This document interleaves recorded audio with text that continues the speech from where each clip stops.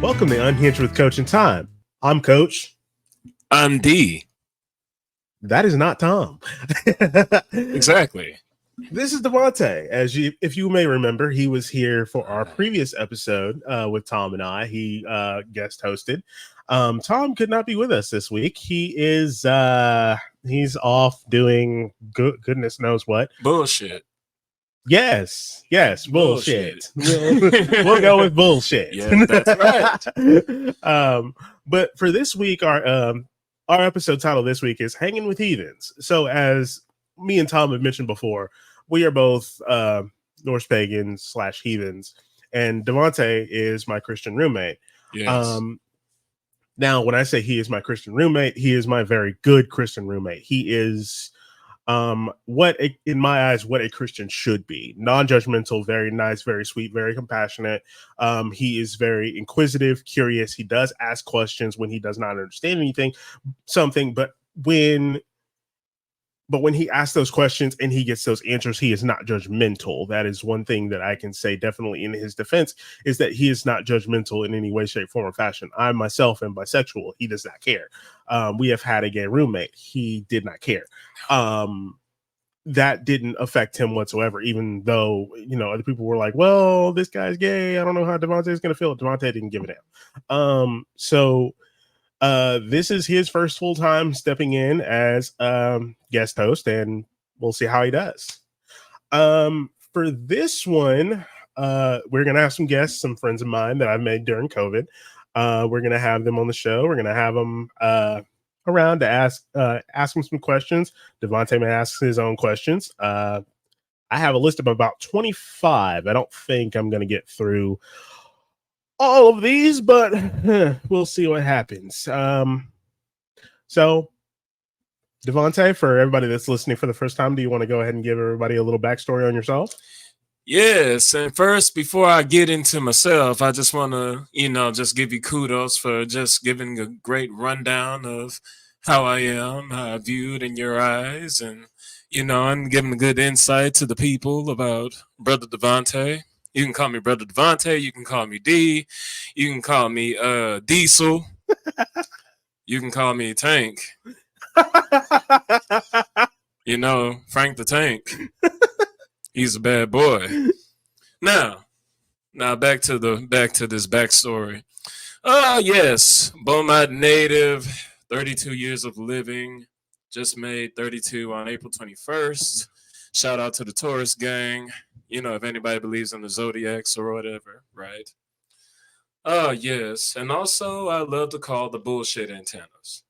Yes, they are never wrong. So, which is why me and Jamarcus get along quite well. He is not on bullshit, but we bullshit together, which is phenomenal. Phenomenal shit, okay?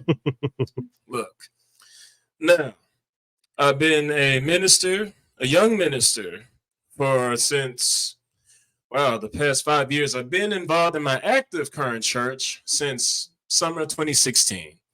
Walking with Jesus. Oh man, it's been a wonderful experience and still ongoing. And life as a minister, it's not what all people think it is. I get the pleasure of worshiping the Lord, worshiping in God, but then also being, the opportunity to operate in reality, meaning, when people bring to me, you can say bullshit. Yes, I'm one of those ministers where I'm like, okay, you don't have to sugarcoat anything. I already know the game. And just feel free to talk to me. I'm very understanding. I'm willing to learn. I'm willing to listen to you. I believe that wherever we are in life, we should all care for one another and look to understand. So, but yes, Beaumont native. We went to the same school. He was successful. Graduating all this. I had to fail in order to succeed later. So I'm proud to say I'm a late bloomer, and I'm proud to say it's good to be affiliated with good people. Hell of an intro. Hell of an intro. I don't know if anyone is going to be able to beat that one, but hell of an intro. And massive respect for that. Not many people can jump on here and just do an out of pocket, just amazing intro like that. And I commend you definitely on that one. Good sir. Definitely appreciate that. Thank you. All right. Yes, sir. Yes, sir. All right. So we'll be right back with our guests for the week, and we'll get this party started. All right, everybody, we're back. So we have our guests, Little Mom Swamp and 8up. I met both of them during COVID times where I couldn't leave my house, and the only thing that I had was a computer and virtual people. Yes, very fun times of my life. I'm kidding. I will never do that again. But because of COVID, I did make very good friends, and I eventually got to go out and meet these very good friends, and I did hug them to death, and one of them rubbed my legs and the other one did my feet. So yeah, so I'm going to let them go ahead and introduce themselves. Whichever one of you wants to go first, go ahead. Well, I'm Little Mama Swamp, also known as Gypsy the coach. 8up is my husband. We've been married for a long time. I am a practitioner of sorts. I do follow the Norse path as well, and it aligns a little bit with my other practices. I kind of mix them together. So eclectic in a sense, if you want to say. I don't really like using that word, but it's the best way to describe it. Sweet. Sweet. What's up? I'm 8up. I met Coach through COVID times, and it was the worst of times, but it was the best of times because I got to meet a lot of really cool people. And after COVID, everybody got together. It was awesome. What can I say? I practice heathenry. I'm an American heathen. I follow my roots of Scottish and indigenous ways. I'm very animistic. I believe in everything has life that has created. I was a Roman Catholic until the age of 13. So I know a lot about all different religions. I read and read and read. You just don't stop. You got to keep on reading every religion because they all tie as one. To a certain degree, yes. Somewhat. Okay. So one of the things I'm going to just start it off with, so you've pretty much already covered the first question. Tell us a bit about each one of you and your overall story. How did you find your way here to heathenry? What pulled you? What drew you? Oh, that's a good question. I'll go first. You do that. Curiosity. It was literal curiosity. I had a friend who he's still around. He's just married, kids, got all the stuff going on. He is a practicing pagan, and he started talking about it while we were out getting dinner one night in 2018. Didn't think much about it, didn't look much into it until about the next year, and then picked up a book, Norse Mythology by Neil Gaiman, actually. Read that 3 times. Loved it all 3 times. So then 2020 shut down, had to go home. TikTok was my only friend. So I posted a video on TikTok and said, hey, is there actually a following out for paganism, paganry, and following Thor and Odin and all the Viking stuff? And I had a overwhelming reception. some of it good, some of it bad. I did face some of the white supremacy. Um, Yeah. yeah, faced some of that. That was great. Got a lot of the brother this and brother that and yes brother and no brother and da, da, da. Not saying that that was all bad, but now I've learned to not use that so loosely. um but eventually time happened. Time passed, people came in, people came out, people went in, people went out. And eventually I did find my people. And I came out as a full-fledged pagan about three and a half, almost 4 years ago. Because it really did not take long for me to fall in love and feel welcome, comfortable, and like I was where I was supposed to be. It really did not. And yes, it is the religion with homework. I'd hate to tell you that, but it does have a lot of reading. I have books here at home. I have books at work. There are books even my students will pull off my bookshelf and read simply because they find it interesting. But yeah, majority curiosity. And I'm glad I actually ran toward that curiosity because it ended up changing my life for the better. And I ended up finding people that I really, really do enjoy being around and really do love. We love you. Sweet. And like how long you practice?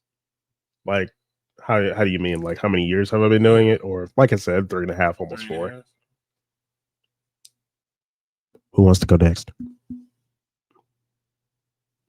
Go ahead, Ada. Well, what can I say? Being second generation, being first generation, my grandfather was straight from Scotland. When I was a child, he used to tell me sagas all the time, and I didn't really click in until right around 13 or 14 years old, that these sagas were actually the Eddas, and he was teaching me the Eddas at a young age, which basically, for the guest host, it'd be basically like your Hail Marys and your Our Fathers and stuff like that, the stories of the Bible and everything like that. Didn't really catch on until about 13 or 14 when finally it just like clicked. Everything kind of clicked. Not saying that I went against the whole Catholic religion. I just thought there was more. There's more out there to learn. I went through the whole first communion, confirmation, all that stuff, and learned as much as I could, but I just felt like there was more. So I just started my journey then. And being, like you said in the beginning, zodiac signs, I'm a Pisces. Growing up, I was always making my own path, always out in nature, always, let's say I grew up my life living like almost like a pirate. Being grown up where I was growing up in South Florida, I was always on a boat. I was always in the woods. That was more of my thing. I was not a city kind of person. And I went from there, and I just knew it was in me the whole time. And I've always had this connection with other things, via not human, being like beetles, birds, trees. I'm one to stand outside and listen to everything around me. I have that connection, per se, you call it premonitions. I have dreams that come true 3 months, 6 months, 3 years down the line. I've seen it before. So I don't know how to explain it, but it's been almost natural to me. And being of my father's side of Scottish roots and my mother's side being Micmac Indian, I've balanced both of those out. So a lot to me is with nature. And like reading, like you said, it is a lot of homework. A lot of people claim Norse pagan. A lot of people, do the whole brother thing, and they just want to make you feel welcome. But there's the other side that you have to be careful of where they use brother in different terms or different slangs, and we go back into the whole straight arm issue, if you want to call it. That's the difference that you have to watch out for when you're practicing in this path, is to differentiate, who is true and who is doing it for the evil good. So, if you per se. Sweet. That's sweet. For me, in my path of, I've been a true Christian like for almost 8 years. June would be 8 years I've been officially committed to like walking with God. Now for me, my path has always been just with God in my life. Yes, at a very young age, I want to around what 11, 12. I grew up without a father, but never doubted that I had God in my life, right? Even before I was well aware. Now, the older I've gotten, like it took just meeting different ones in my life, people like a Jamarcus or some of my friends from college that I've met. My family and my views of family isn't blood. It's actually the spirit. It's the spirit of love, right? And when you run across different people like that, and first and foremost, how I view people, I don't see color at all. That's number one.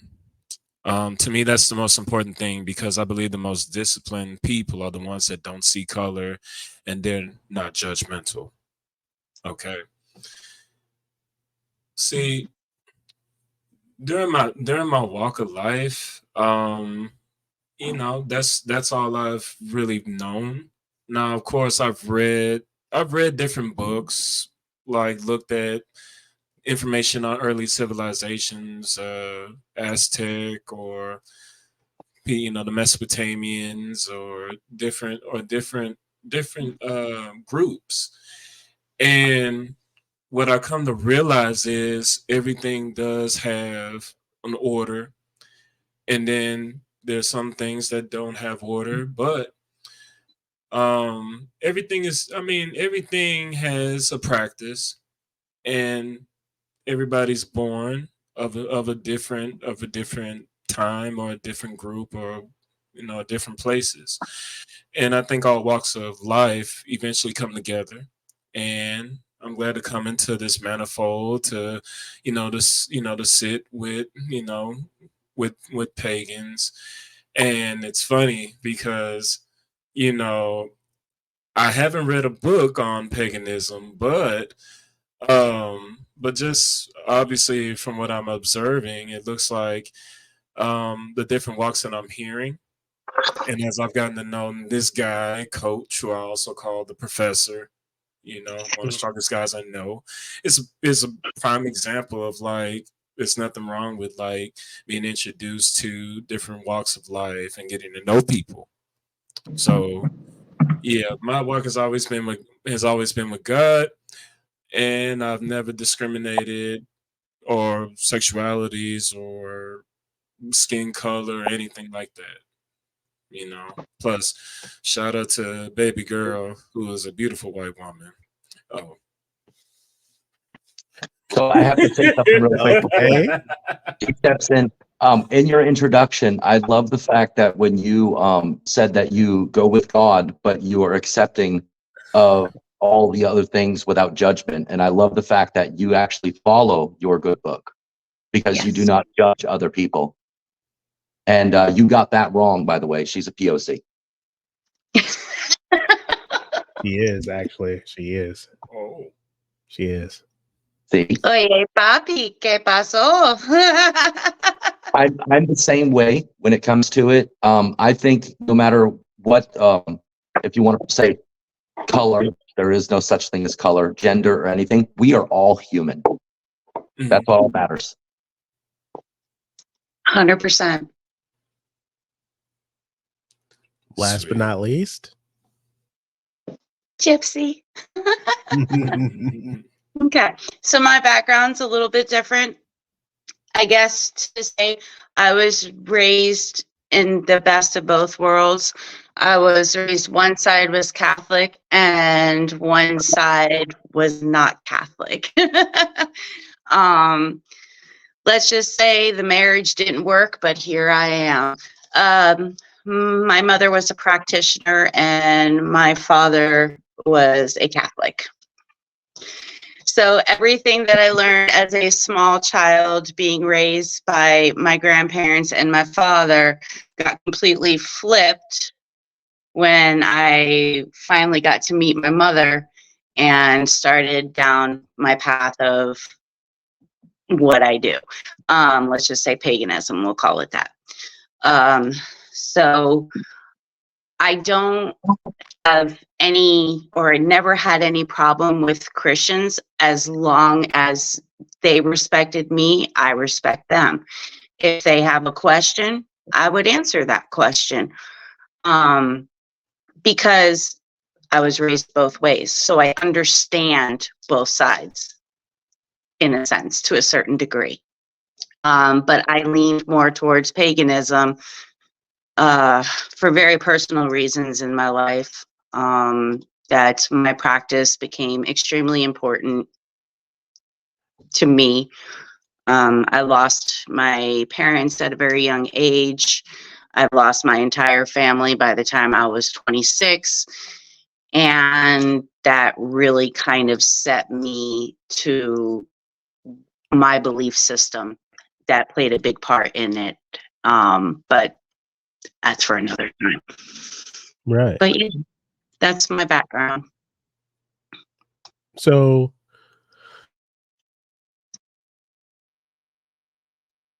how do you guys define a heathen or Norse pagan? Actually, let me start with this one. Do you prefer the term heathen or Norse pagan?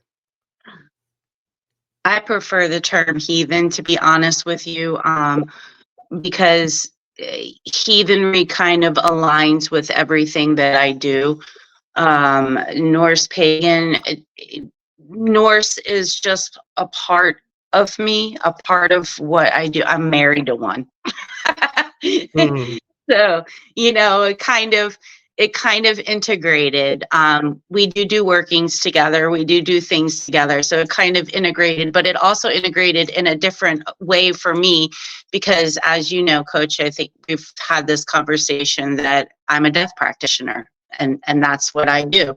So when it came to Norse, what drew me to Norse was Hel, Lady Hel.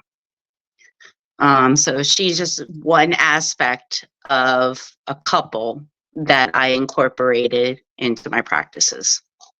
Side note, can you explain the difference between Lady Hel and the realm of Hell for our guest host here?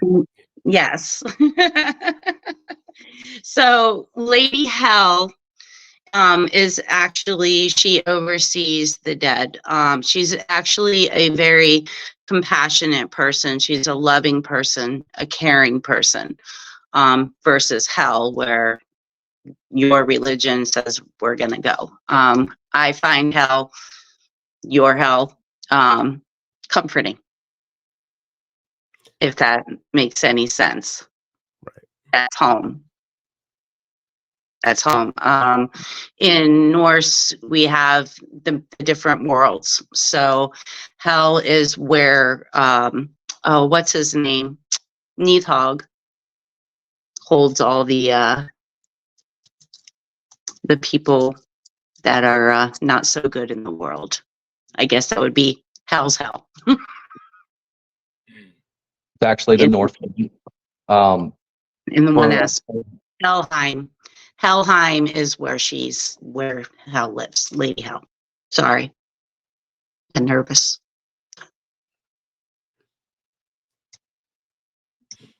So the story, the co-host she said Nidhogg. Nidhogg is what they call a black serpent or a dragon that lives under the tree of Yggdrasil. And he chews on the roots of Yggdrasil and he takes on the worst of the worst, your people that have done murder, rape, and serious crimes, and they go like your hell under the tree into the gates. There's a, let's say, call it in modern day, it's a prison where they are basically tortured for the rest of their lives.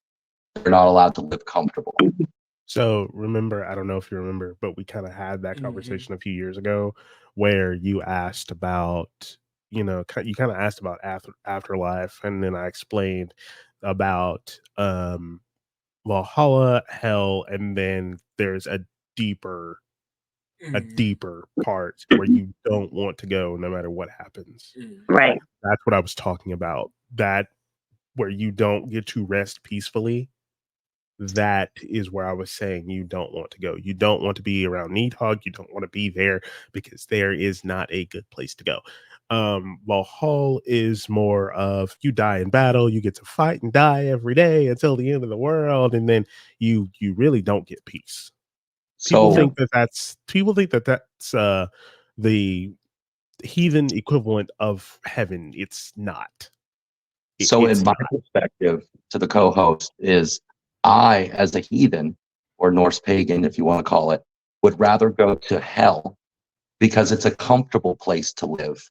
Where Valhalla is you wake up, you fight, you eat, you die. And it's a repetitive action, almost like what we're living in today's society. So in turn, we live in Valhalla now. Right. So for So us, hell is a heaven for a heathen or a Norse pagan that does not want to fight every day and repeat every day that vicious cycle.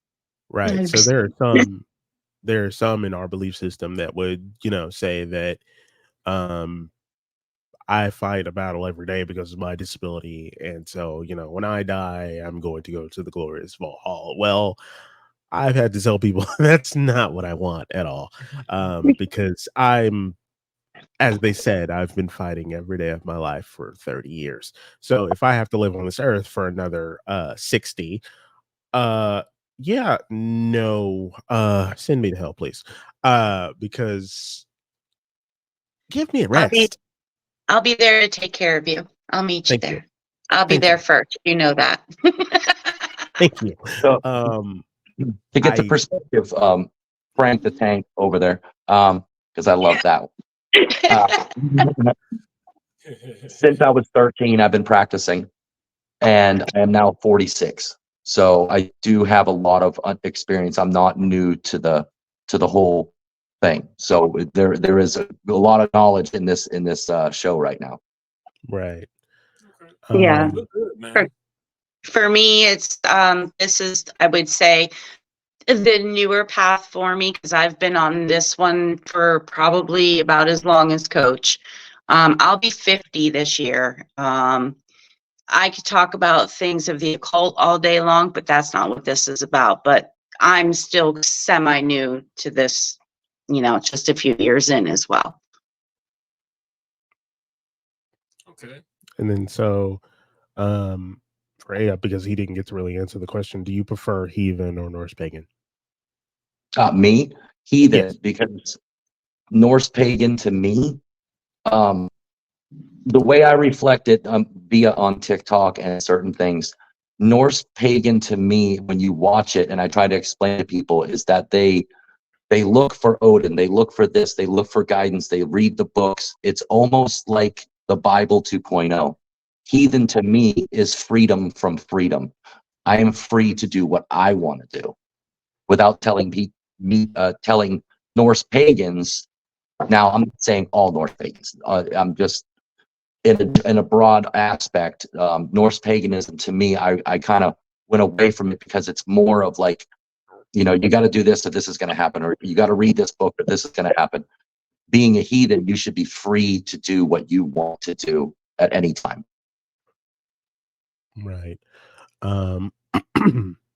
So the next one I was going to ask is, how do you define what a heathen is? And for myself, I prefer the term heathen as well because it does sound and feel more freeing than anything. Um and then how do I define a heathen? You once asked me, what my how did you phrase that question? You asked me What was your belief? you asked me what my belief was and I told you, but then you asked me something else. It was more along the lines of like, what are your value, like what I have for number 9, what are your values or commandments, as it were.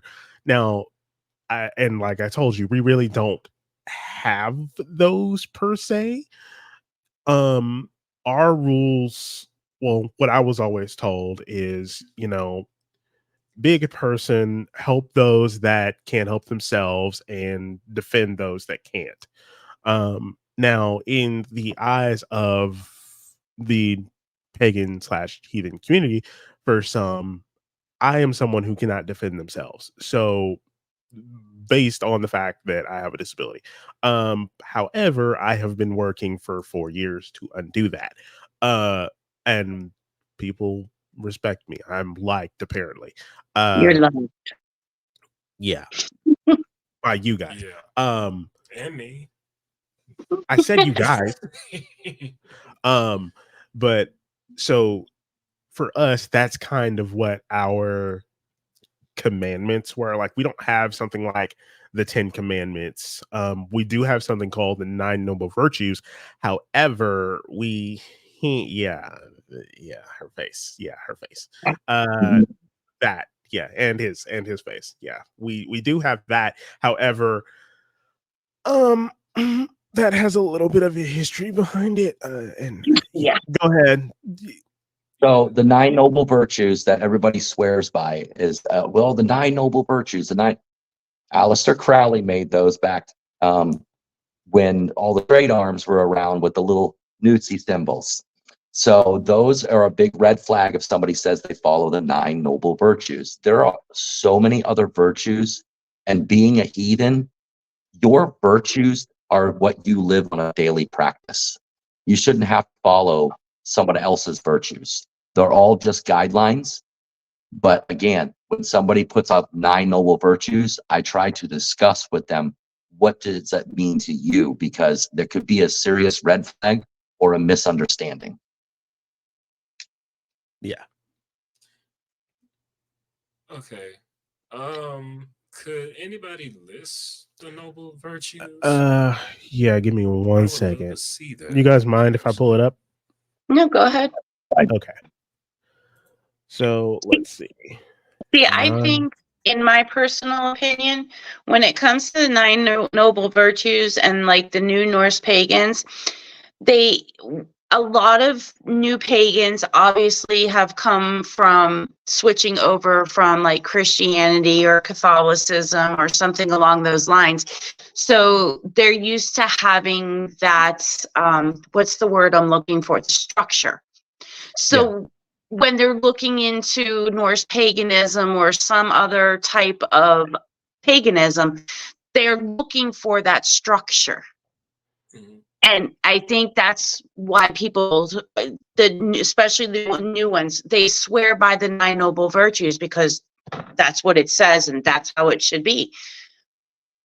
That's just the tip of the iceberg. If you really don't know what those 9 noble virtues are or what they stand for or where it came from, that's the thing, is that people only see things at face value when it comes to the 9 noble virtues. And they don't do the research to find out where it truly came from. They're just looking at it as a structure. Just like, Christianity has their structure, Catholicism has their structure.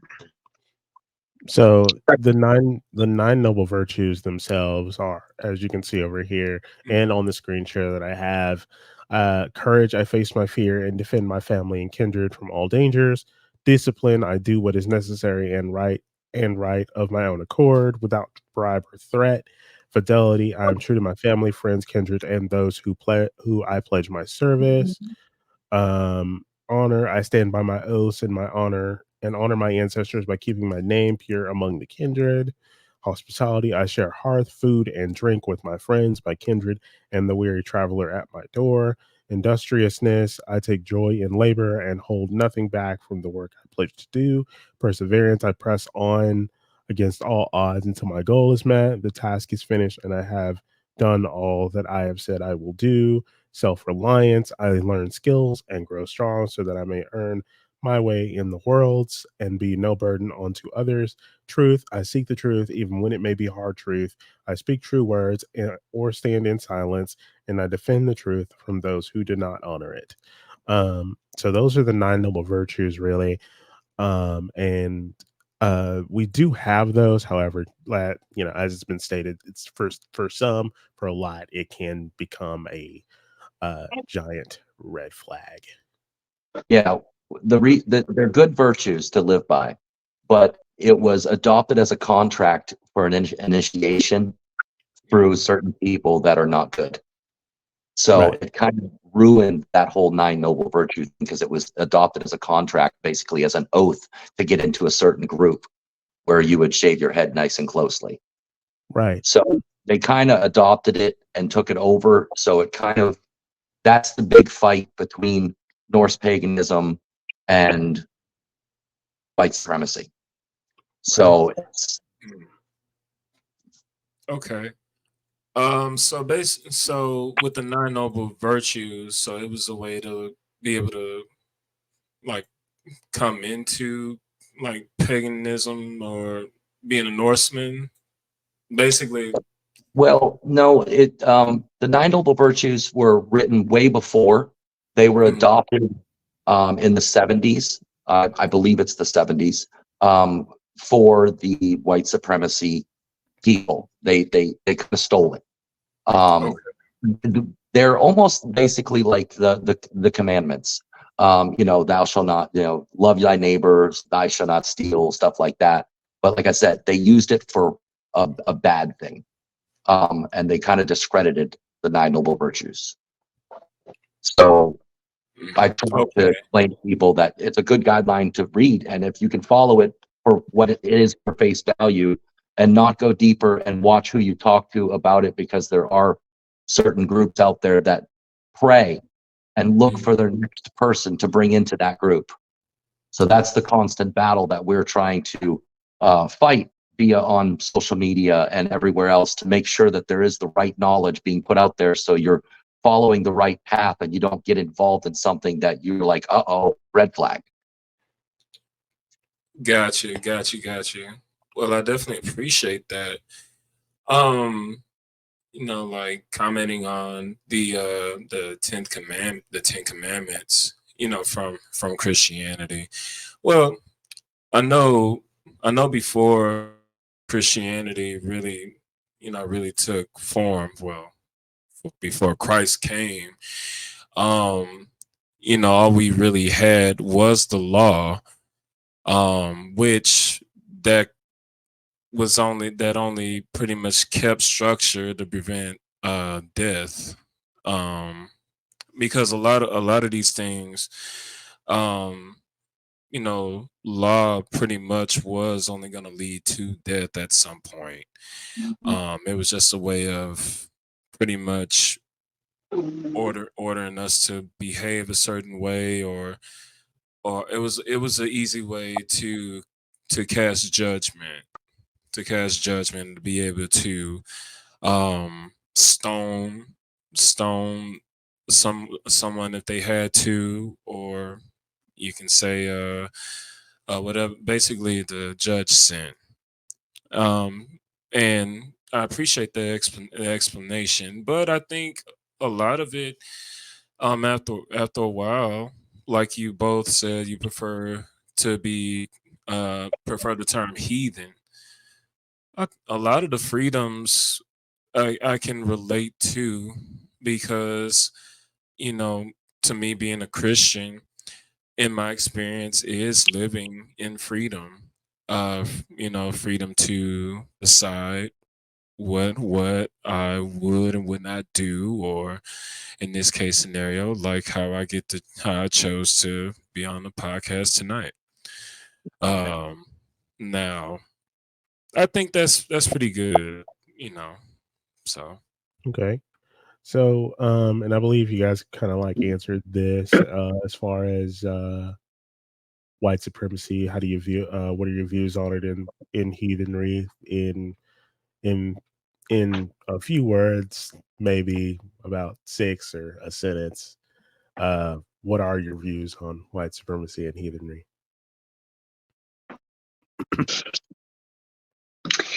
I mean,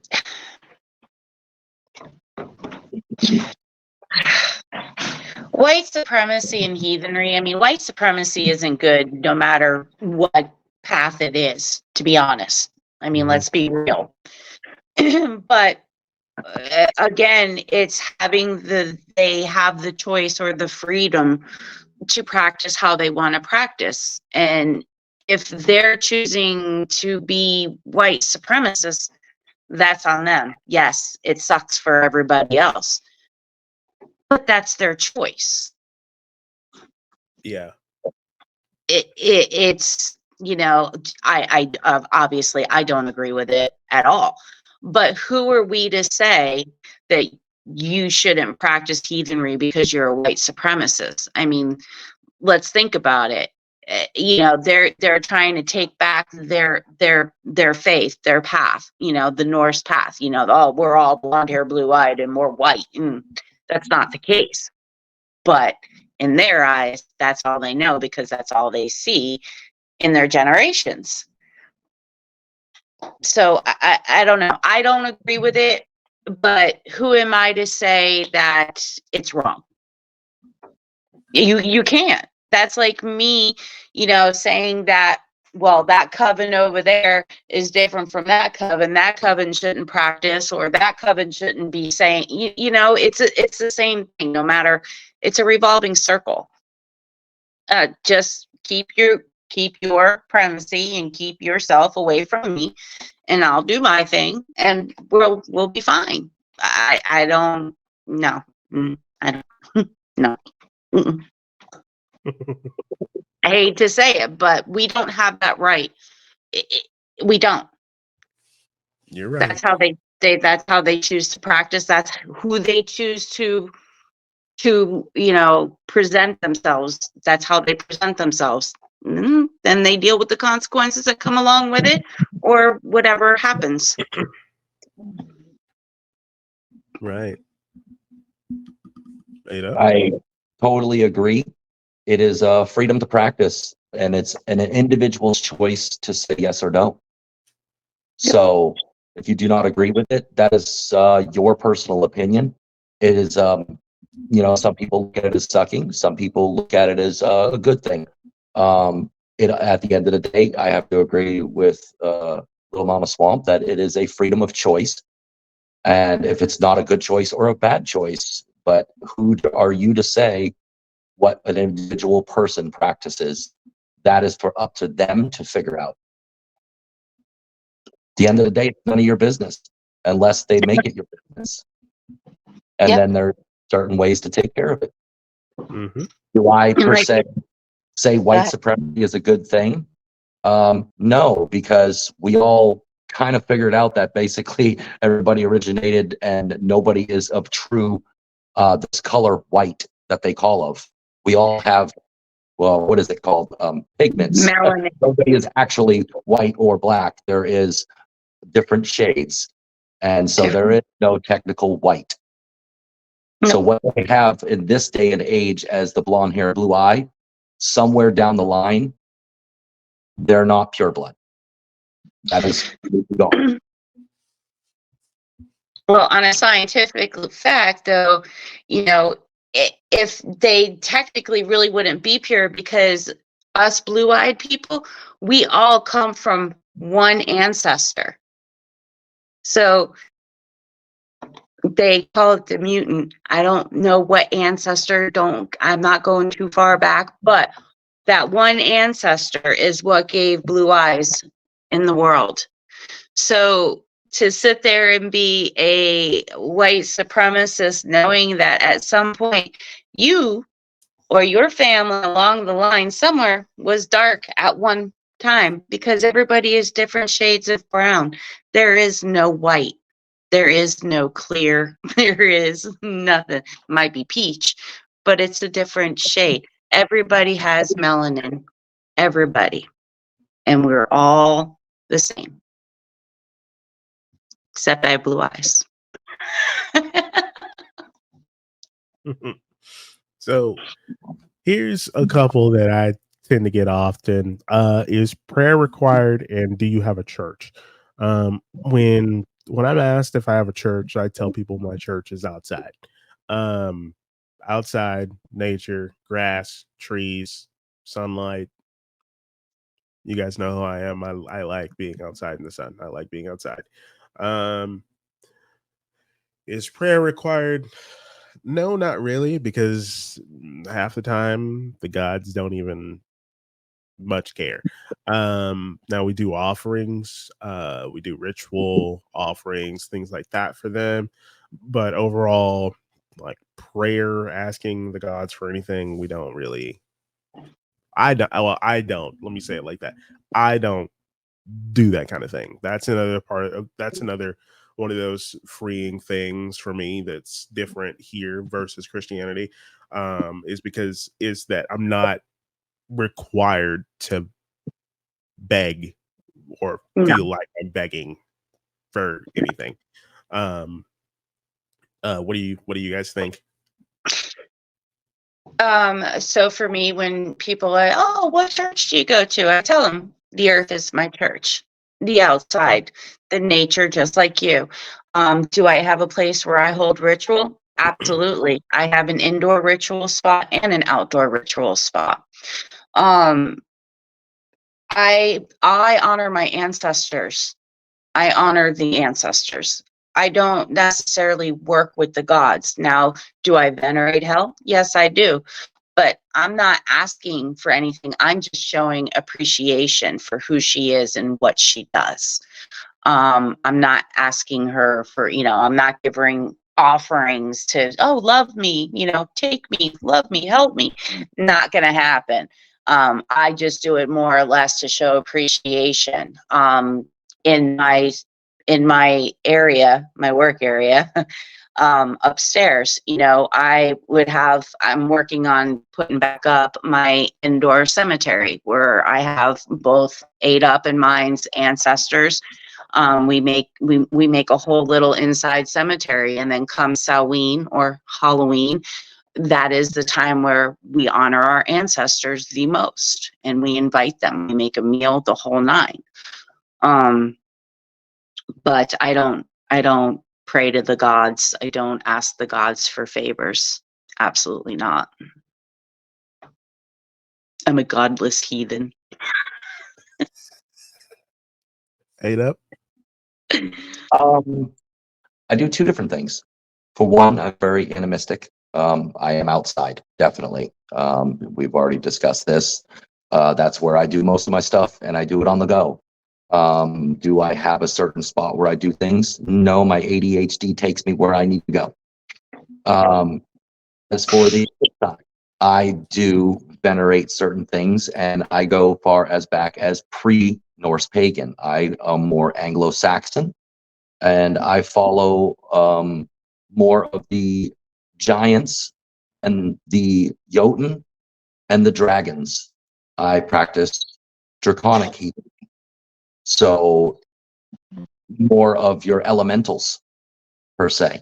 I believe in chaos, basically balance, yin yang. With ultimate chaos in life, you have to have balance. So you always have to find that center divide between them. So yeah, I do two different things, but mostly it's on the go. And I do not look for the gods. I strongly believe it's in our ancestors. The gods do not care about us. It's our ancestors that guide us. Right. Well, for me, yes, it feels lovely coming into the domain. But Lord, it's so many things that were said. Man, I feel wow.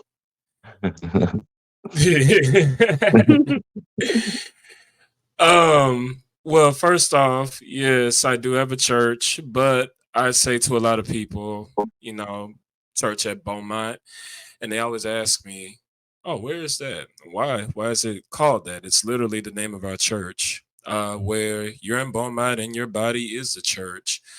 Um, Real church starts here.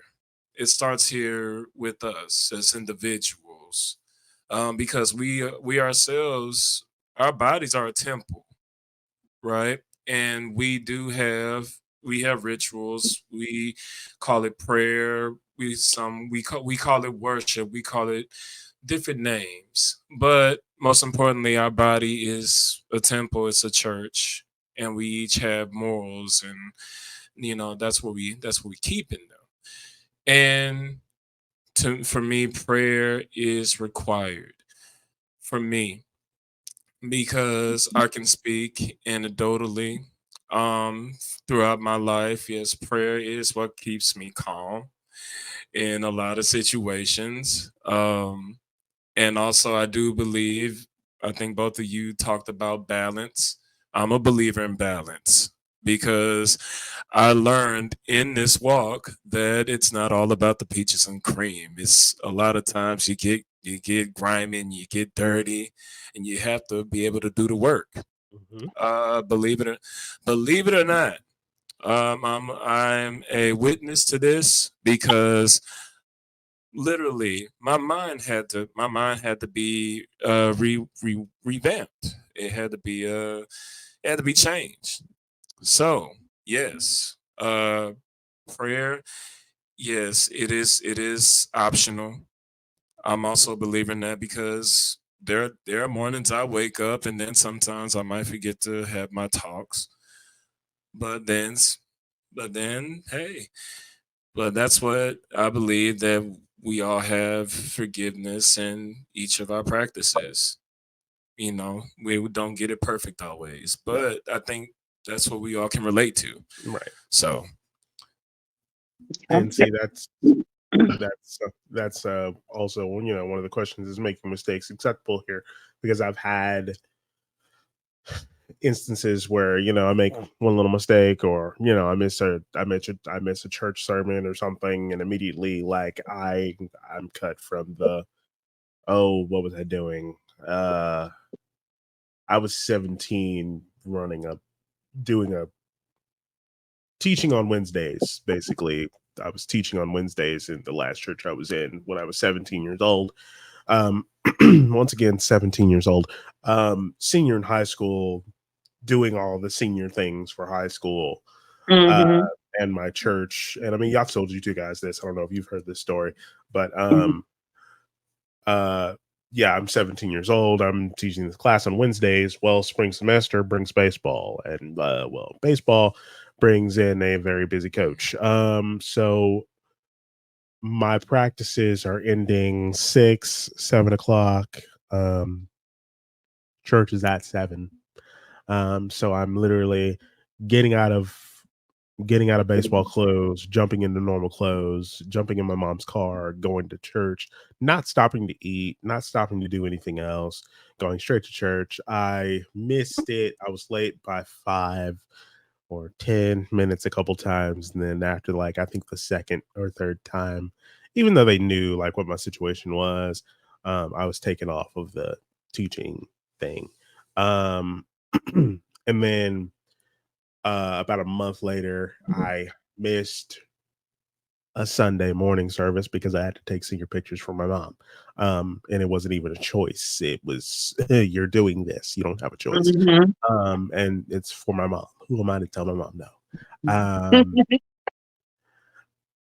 And I was told that, that was kind of unacceptable. I should have, thought about that, and I should have planned around it. When it's March, baseball, um, birthday, spring break, Busy.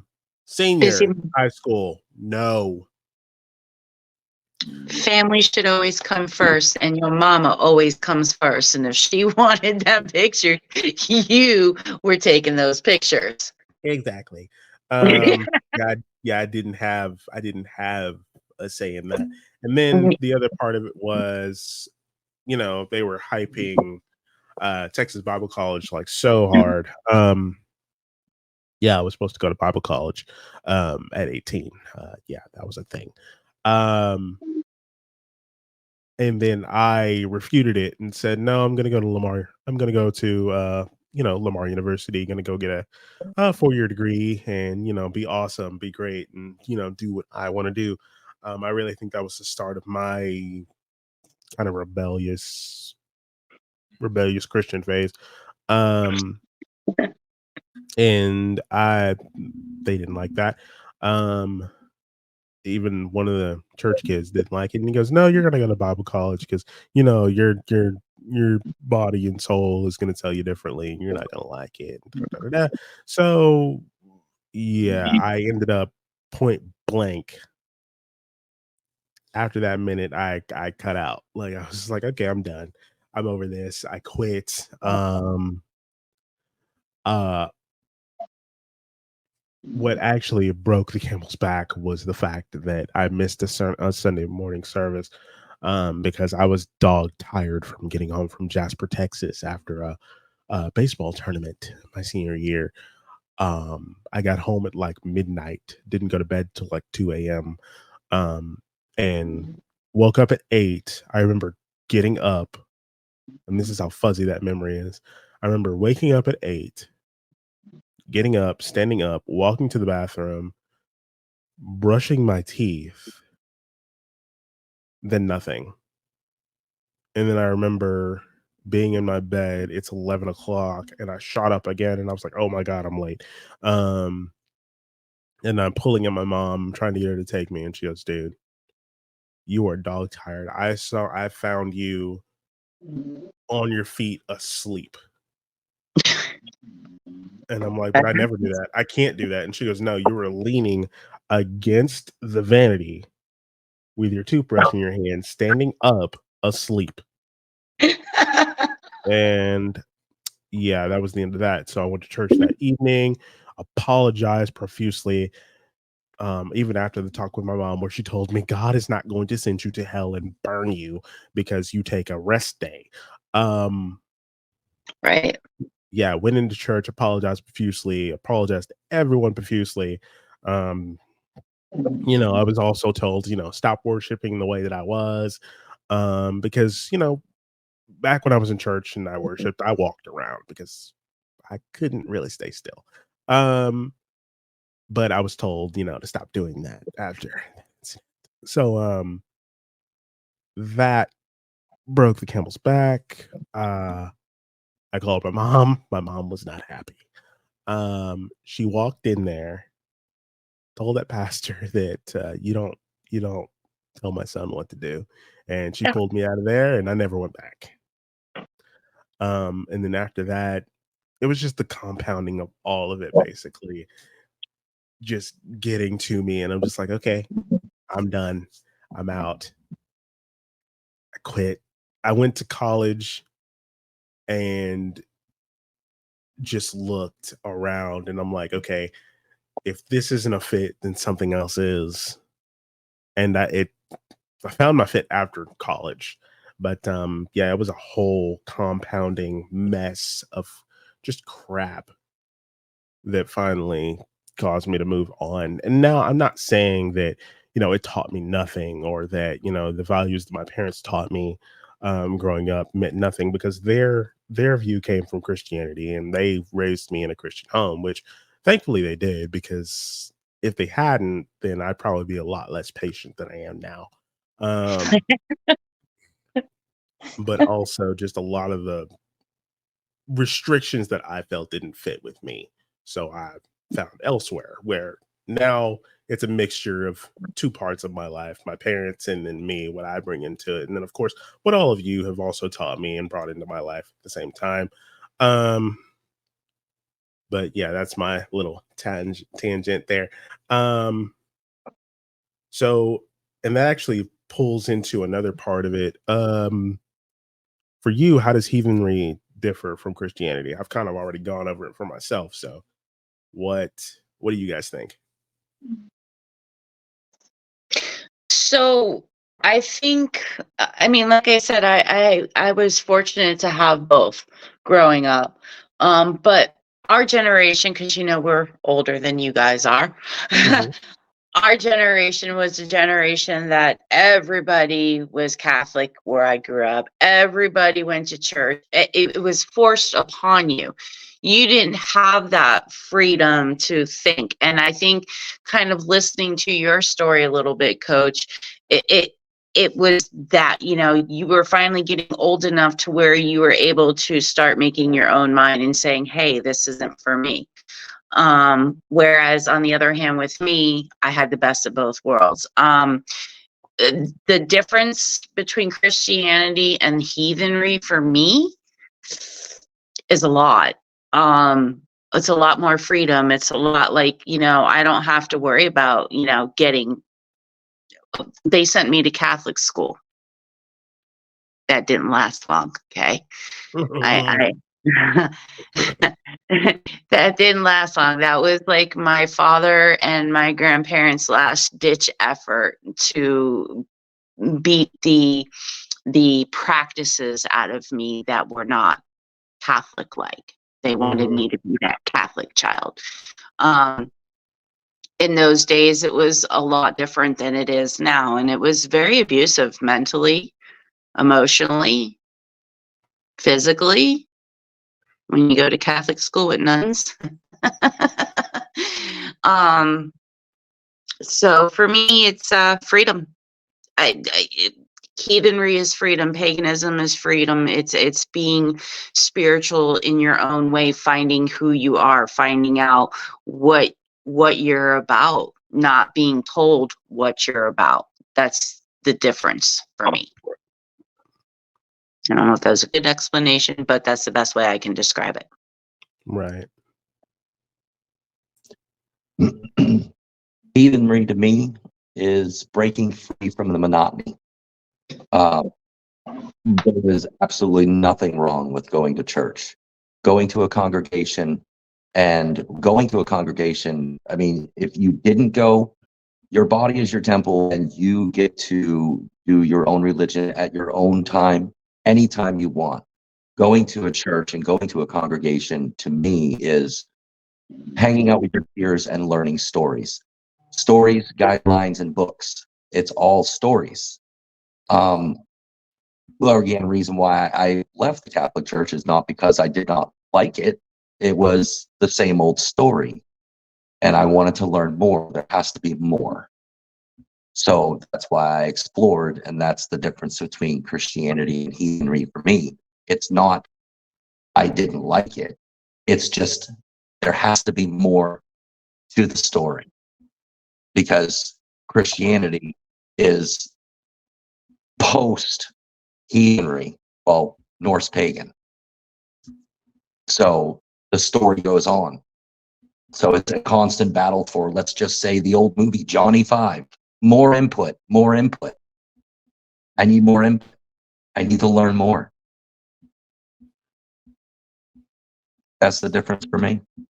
Mm-hmm. I just knew when I made my communion that I didn't belong there. I already knew. Yeah.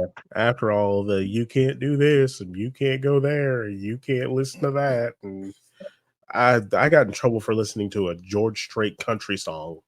God. You can't eat French fries without sinning. Sin, sin, sin, sin, sin, sin, sin. It's like, who are you to tell me that I am a sinner? How is that a sin if it's not a sin to me? Right.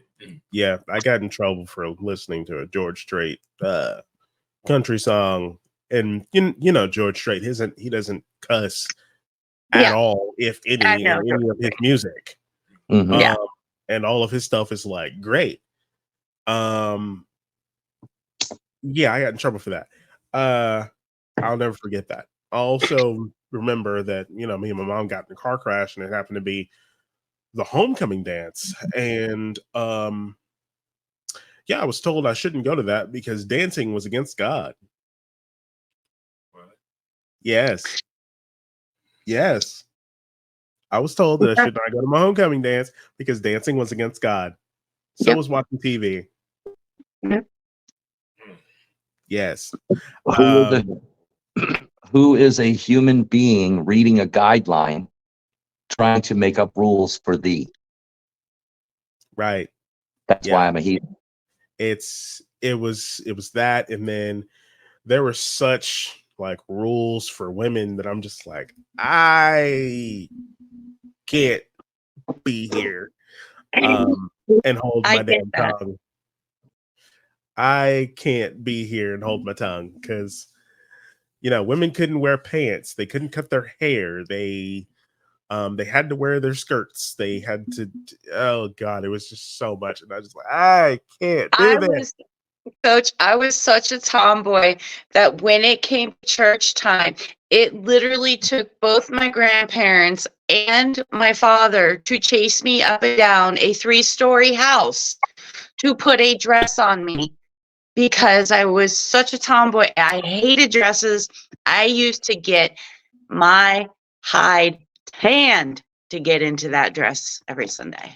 Yeah, Every Sunday. and we had to wear suit and tie always, no exceptions.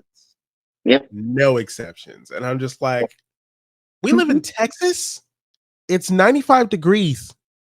What? I have a small story. I have a small story of what you guys are speaking of.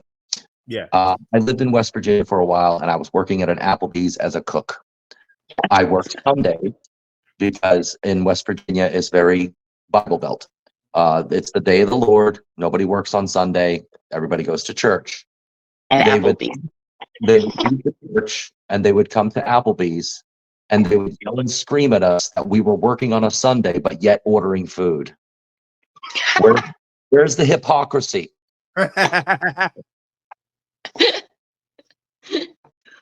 Makes no sense. Makes Exactly. no sense at all. That was the one that made me go, I don't understand. I don't understand what's going on. Yeah. So yeah, there's we and these are just two of my friends. Imagine the other ones that I have waiting in the wings. Oh, there's more. Yes. Oh yeah. I have way more friends than this. Of course. Yeah, this is just part one. So please just be aware that you will be part of more of these discussions. Because like I said, these whole segments were made with you in mind. Now in the heathen path, I've heard two views as to how the disabled were treated. Hi. There's one view where people like me, not brown but disabled, are left out to the wolves to die. Thrown off the cliff. Or thrown off a cliff, yes. Now the other one is that we are viewed for our wisdom and we are treated as wise. Yeah. Now in this era of heathenry, I'm treated more of the second variety. I'm seen more as wise. However, in some of those cases, I am also seen as weak. Now that depends on the person, and who I'm talking to, and if that person knows me well, as in outside of my online self, Right. which a lot of those people do not. They know what they see on the screen, and then they don't know anything outside of that. These two and a plethora of other people do. And they have seen me in person. So do you remember when I went to Florida a couple years ago? Yes. That's where I went to them. Oh, sweet. Yeah, that's where I went to them. Awesome. Yeah, he tackled me. I had to catch him the first time. As soon as I got out of the truck after sitting for 4 hours, he jumped on me. Yeah. You know, Yeah. He came barreling down the driveway, and there was no stopping that gravity just took, and I was like, "Oh my god!" Yeah, good times. Good times. But just to ask the question, how do you guys view, the disabled in this bad thing, whatever you want to say? You already know how I feel about it. I He have doesn't. made. Okay, so Coach can handle himself. You live with him. We know him. He can handle himself. That's all there is to it. But there comes a point where Mama Swan's had enough. And I will say something. I will make videos. I will do it. How many videos have I made for you, Coach, over the years? Yeah. I don't tolerate it. Coach does what Coach is going to do. Coach is a very strong man, human being. He has drive, he has determination, he has a big heart. He is a human being. I don't look at him any different. He can walk, he can wrestle, get him down on the ground, I dare you. There's no stopping Coach. Coach is Coach, and that's all there is to it. But people don't, I think they don't respect him. It's like they might respect him, some people in the beginning, but then as soon as they see that he's in a chair, they're completely different. And I don't think that's right. I don't think that's right at all. Coach is one of the most genuine, real, loving, caring people that I have ever met. And I don't give a crap. I don't give a shit that he has a disability. Mm-hmm.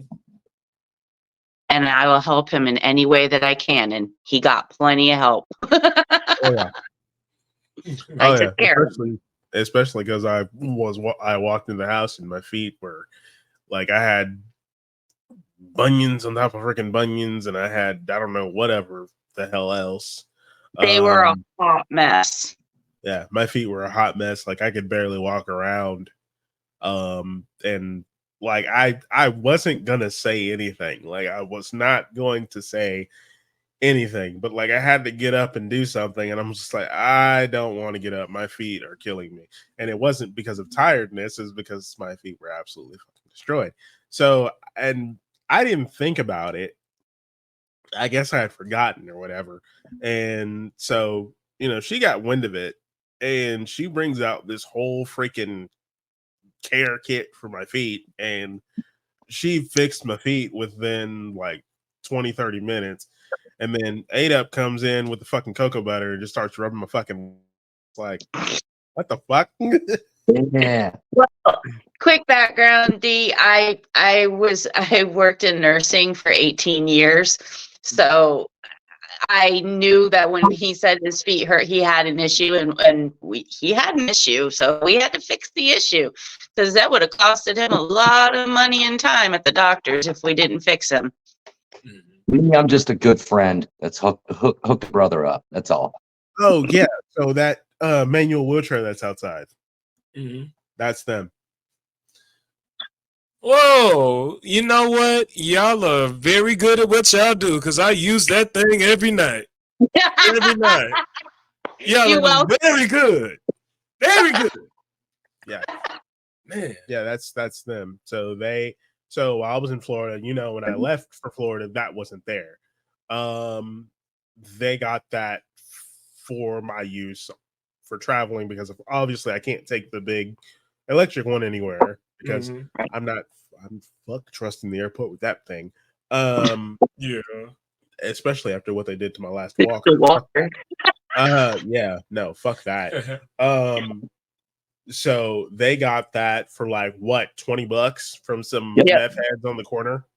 No. And then the only thing we had to do was buy the foot pedals. Yeah, we got it from your favorite place. We got it from World Thrift. Oh, fuck that place. They are wrong. Fuck that place. They're wrong for this. They're wrong. That place was fucking disgusting.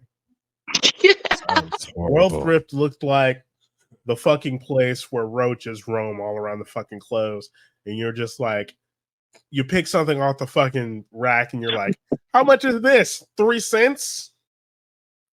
But it got you your chair, and we cleaned the chair, and we made sure everything was good to go for you.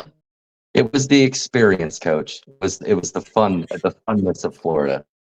Didn't you scare some dude in front of Publix? Yep. Yes. Yeah, That because dude was asleep. Remember, we messed with him because he was staring at us because this big white guy with a beard that looks like craziness was pushing you around. And didn't we look at him and just kind of laugh and you yelled at him reparations? That's why. And we walked. No, I didn't yell at him. We were in the truck, and you said something to him. It's because people, again, they're judgmental and they don't understand. Yeah, people did stare at us a lot. Like when we were Yeah. out, people stared at us a lot. I was just grateful for that chair because I had a big truck and trying to get him in and out of that truck, and the wheelchair was nice and light. It worked perfect. Yeah, so it was good for them, and it was good for me. That way, I wouldn't have to try and walk around every single place where we're going, and and stuff like that. But yeah, that's a lot easier to trust with the airport than my electric one, especially my fucking walker after they destroyed the last one. Yeah. But they replaced it within 3 days, so good on you, Washington, for that. Appreciate you. And what airlines was this? It was Southwest, but they've They probably took the wheel because they were missing a wheel on one of their planes. So kudos to them. But they're really good about replacing that kind of thing and they're good about replacing it, and then they're good about making up for it, because in both instances where something has happened, they've given me flight credits for it. Southwest is pretty good, and I can't say anything bad because my cousin is a pilot for them. Yeah. So yeah, they're very good about getting back to us and giving and fixing their mistakes when they know they made a mistake. That's why I haven't quit them. Gotcha. And then one other thing I wanted to bring up is, especially for Gypsy, are there parts of heathenry you believe should not be open practice? For your research, heathenry, Norse paganism is an open practice. However, there may be some parts of it, may it be magical or personal, that can be considered closed practice. For example, there are some people who will try to mess with things that they don't that they shouldn't be touching. For example, there was someone that lived in Gypsy's house at the time, and he tended to mess with her books that contained advanced things. Gotcha. Of her practice that you shouldn't be touching. So if she tells you not to touch something, don't touch it. So you remember like our last roommate, how he would kind of freak out about the axes on my wall or touching anything like that. Yeah. And at one point I got so ticked off with him, I said, don't touch that, otherwise you might cause yourself to get hurt. That's why. Yeah. But let's let her answer that question before you say what you're thinking. Because you're thinking Okay. how you are. So there's always a big debate on, closed practices.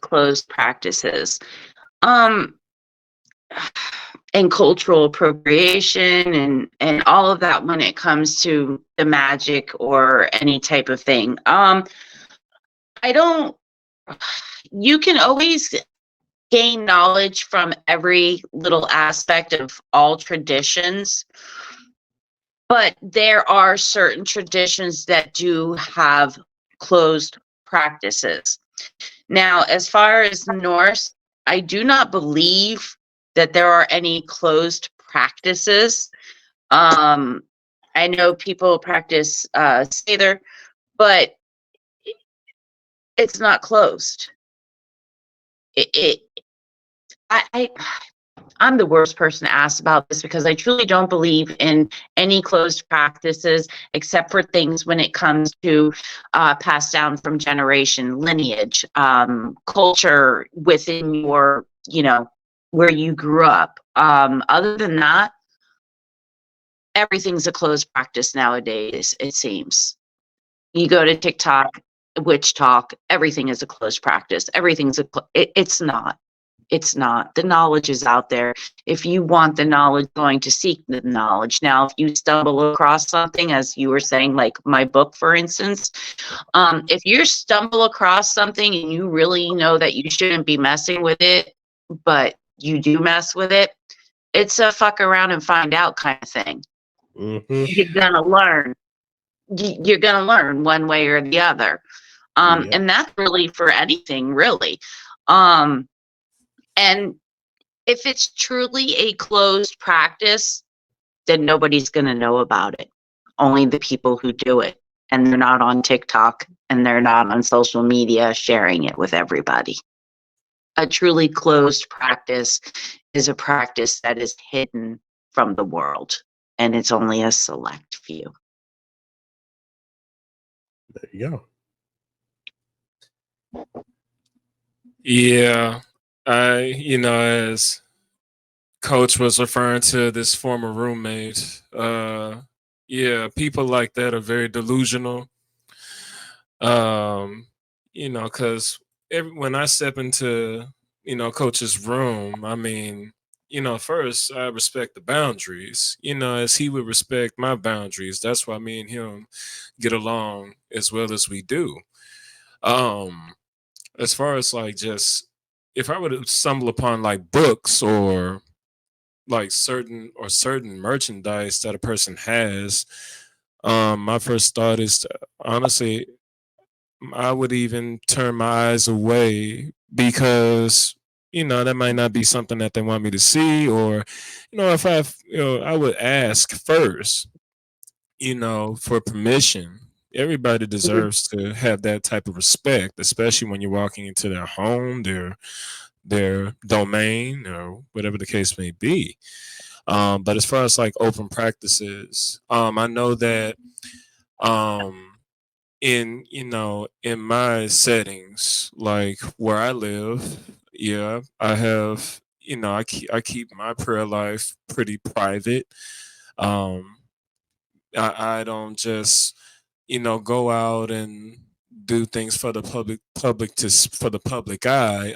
Unless if it's necessarily needed, as in like if there's a comfort that a friend needs. There have been times where Coach, he shared something with me, I shared something with him. And for also there's a reason why I also call this man Professor. He's like a Professor X. Professor Yes, he is. That's a good analogy. Yes, he is. I agree with that. Yes, he's Professor X. He's dope. He's chill. He's wise. And for the record, anybody who thinks that he's I dare you to say that to me, because I definitely tell your ass off too. But right, and I just want to clarify, like, I do know that there are practices in some cultures that, some of those practitioners, they can do things on TikTok and whatever, but they have their private, their houses. And I don't mean like a house that you live in. It's their, how do I say this? Their family, their coven, for a lack of a better term. I'm just using coven as a generalization for anybody who sees this, don't come after me. But like, I know that like in my culture, I'm half Puerto Rican. Okay. I don't practice Santeria, like most practitioners of that culture do. But I know the generality, but I also know that it's broken down. There's houses and there's all this stuff. So there are cultures that do that, and that is closed. That is closed. But when you can gain and access information of a generalization of a path or a practice, that part is not closed. But if you want to learn how to use or do or how it really works, then that's when you have to try to figure out a way to, find someone willing to teach you or bring you in or initiate. So just to clarify. Two things. I'll answer two questions because I got skipped on the last question about disabled people. Sorry. First things first is I want you to think about most of the people in your life that you know, inventors, painters, anybody. Thomas Edison had a shorter leg. Van Gogh was a paranoid schizophrenic. Everybody has their own personal reason why you're here. So you can't look at it that way. I'm sure that you might have a smaller ear from your other ear. So that makes everybody technically disabled if you look at it in that eye. So each individual person has been put on this earth to do something. Like you said, he's the professor. He's the man of knowledge. That's what he's good at. He might not be good at running a mile, but that's not his thing.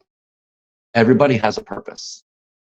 As for the heathenry or Norse pagan having a closed practice, only if they start practicing something else, and that's into the occult. So technically, no, there is no closed practice in heathenry. Because you go to learn something else and you're doing something like blood magic or, doing crystals or doing this or doing that. Now you're going away from Norse paganism and doing something else. So that's adding to what you do. Technically, there is no closed practice. It's just a different practice. All right. I'm gonna wind it down with my last couple. What advice would you give to new heathens or someone researching heathenry, Norse paganism, and are there any books that you would recommend? Do your homework.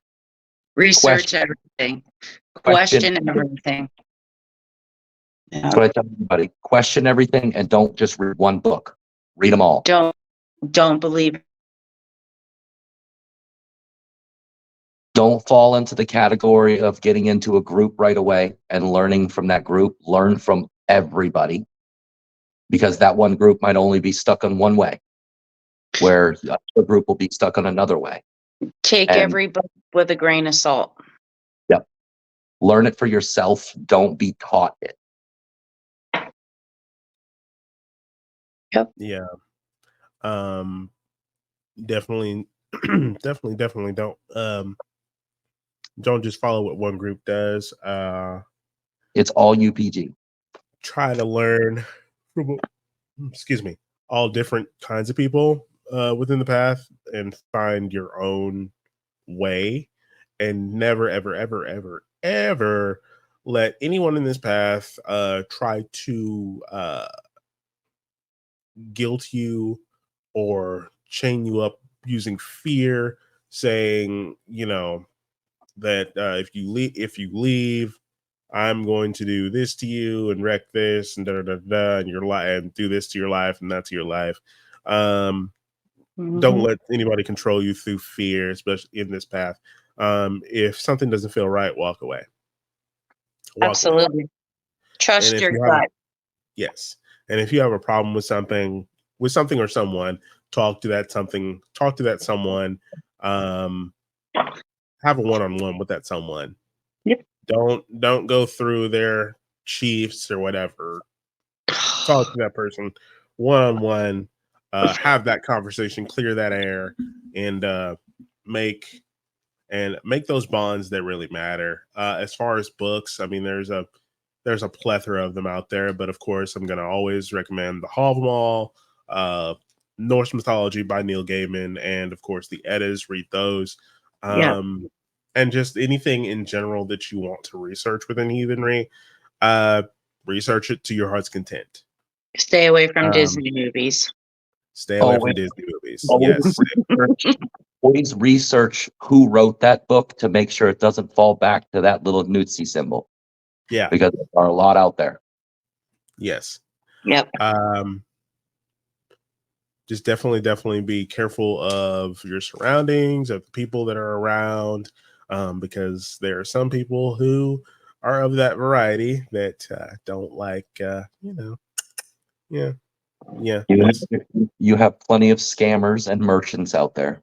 Yes, there's Oh yeah. there are so many scammers out there that will tell. There are some that will tell you that in order to communicate with your ancestors, you need a guide, a spiritual person between you and them to do it for you, and they'll want you to pay them for those services. If you have earned something, walk away. Oh yeah. Yes, if you have to earn You're something, Mjolnir. walk away. Yeah, the thing that's around my neck, you don't earn that. It's something you can literally get made, or you can buy one on Amazon. You don't earn it. And I mean, if anybody wants to come at me and say I haven't earned mine, well, bitch, I'm 30 years old, and I've walked through more hell than you probably walked through in your entire lifetime. Switch with me for 7 days and let's see how easy you go through this life, holding down a full-time job and just living. So yeah, let's. Unless you're coach and you come visit us, and then he has like the time of his life. You don't want that. Those 2 weeks right there was freedom for him. So Yeah. I mean, And it was almost grapes and a fan. So he was taking care of it. and just know it won't be Southwest so anymore. So Yeah. you know, yeah. So You take care of your family and your brothers and sisters around you. Keep your circle small. Yep. Yes. Yeah. Find your people and stick to that circle and just grow those relationships. And this question is something that new people will come to see or come to hear. Can you build real frith online? You can. The answer to that question is a big yes and no. You I can agree. build the foundation, Yes. like the flat ground at the bottom that the house stands on. Yes, you could build that part online. However, the actual house, the actual building the actual relationship, that you can't build that online. Really, that doesn't really happen until you're there with those people together, spending time together, actually, touching, feeling, getting to know each other, that type of thing. Ooh. Outside of shut up, outside of the virtual window, basically. Right. I agree. You have to have that connection. Like you have a connection, you start with that connection online. But when that person, no matter how well you think you know someone online, you never really know until you get that person in person. Right. And we three here have experience with that kind of thing, along Right. with several other people who Yeah. Now, mind you, you don't have to join a family to be a heathen. right. You can as nomad as you want. And it is basically that follows into the category, and that's a whole different subject of basically being heathen / kind of like a druid, where druids would get together to meet, to learn from each other and grow, and then separate again. So that could be done as well. You do not have to, coming into the Norse path or heathenry, have to join a family in order to belong. No, absolutely not. be you and they accept you for who you are, or they don't accept you and you just move on because there's plenty of other people out there that will accept you. Definitely. There's no And there's no forcefulness in being a heathen. no, there is not. And just know that in this path, there is not a way to make everyone happy or to make sure that, you know, everyone has their own special little space. Because if you try to do that, then no one's going to be happy. Because at the end of the day, you're going to end up excluding someone somehow, some way. So really, it's more of just make sure you're with the right people who accept you for who you are and who love you as you are, and you will be just fine. Absolutely. But I think for now, that is a good stopping point for us with our current guest for tonight. Is there any last words that Gypsy or 8up you guys want to say to the audience? Just Live life. always follow your path. Follow your gut instinct. Don't ever let anybody get in the way of what you truly desire. Stay free and walk your own path. Yep. You'll get obstacles in the way. Choose another path. Every path leads to freedom. Mm-hmm. What about this guy? Oh, he's awesome. You're awesome, D. And I know that I respect the fact that you are a cool Christian. And one of these days, maybe not on a podcast, but I might be able to twist your brain a little bit when it comes to the Bible. Most definitely. Really get your gears thinking. As long as there's an open mind on the table, intellectually, we can talk for days and days and learn from each other and grow. No, Absolutely. they do have a lot that, you know, that they are willing to teach and talk about. I mean, they can talk for hours and days on things. So, I mean, if you ever wanted to, talking to them would always be like an open option and something I really think you would enjoy. Yeah, You know, just hearing us perspective from someone else other than like, you know, me and Tom having, you know, having people that have been really ground into this for years, having, you know, those opinions, those perceptions and things of that nature, I think would really help you shape your worldview. That way it's not, and I'm not saying that it is right now, but having more than one outlook on life to help make you even into an even better person than how you are currently. I've always said knowledge is power, and you can never learn enough. Hey, amen to that for sure. I'm definitely open to discussions more. You know, I definitely had a pleasant time getting to meet you guys. And also meeting another part of J-Man's family. You know, any family associated with him is also mine too. So yeah, I look forward to future dialogues, to the future of getting to know you guys better. absolutely. Any questions you have, you know, I have no problem answering. Most definitely. Hey. And it doesn't even have to be about religious aspects. It could be about anything. True. Mm-hmm. Hey, True. hey, It's called that's what we're here for. Called humanity and meeting people in life, and that's how we grow. That's how we learn. Yeah, we've been through quite a bit. Indeed. Well, we appreciate having you guys, and we look forward to having you guys on the show again. Thank you very much. We appreciate it. Thank you. And it was nice meeting you, Dee. And Coach, I just want to say, since we're on recording still, I love you, my handsome devil.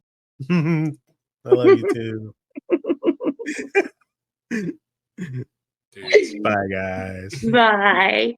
All right, and we're back. That was well, what would you say about the conversation? Did you enjoy it? Oh, I enjoyed every moment of it. Okay. You know, I think I definitely learned A thing about paganism, Northmen, heathen, preferred terms. But I learned a lot in this conversation. It definitely opened my eyes a little bit. For sure. Makes me look forward to talking with you guys in the future. Okay, so you'd be willing to talk more on the subject with other people, maybe the same ones. Yeah, same Okay. ones. Yeah. Sweet. Oh, all right. So at this point in the show, you guys know what happens. At this point, we're going to go through our calendar of events. Do you have anything?